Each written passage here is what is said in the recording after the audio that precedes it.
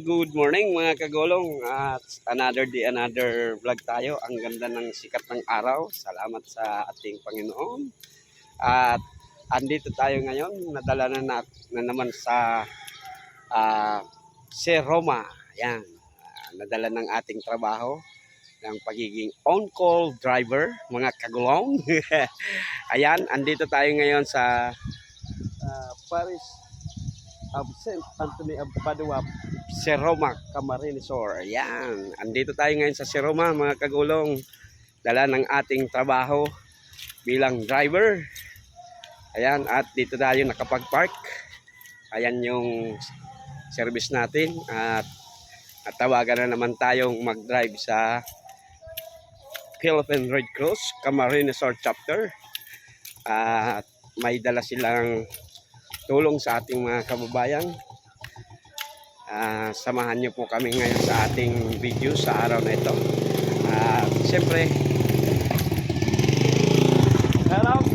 Ayan, at sa mga kababayan natin dito sa Roma, itong tulong na ito ay sa mga totally damage ng mga nagdaang bagyo ng nakalipas na taon. Alright. At sa mga subscribers, thank you sa mga kapamilya, kaibigan, kapatid at kakilala. Maraming salamat po sa inyo. Alright. Sa mga OFW, thank you. Maraming salamat. Right, see you on the next roll of camera. Pag nasa medyo ang dami kasing sasakyan, di tayo makapag-park dyan sa may malapit sa venue. Kaya naghanap tayo ng mapaparkingan doon sa may simbahan. Alright. Ayan, at sa sunod na pag-roll ng camera mga kagulong. Alright. Right, back to camera roll ulit tayo mga kagulong. Andito na tayo. This is a humanitarian response Super Typhoon 01. Alright. Ito yung papamigay natin sa ating mga kababayan. Papamigay ng Red Cross, Philippine Red Cross. Sa tulong ng IFRC. Thank you. Sa mga volunteers, maraming salamat. So, magpasalamat kita. Sa Philippine Red Cross staff. Ano ang nawawala sa tuya? Sa head ng Camarines Sur Chapter kay Ma'am Faye. Thank you.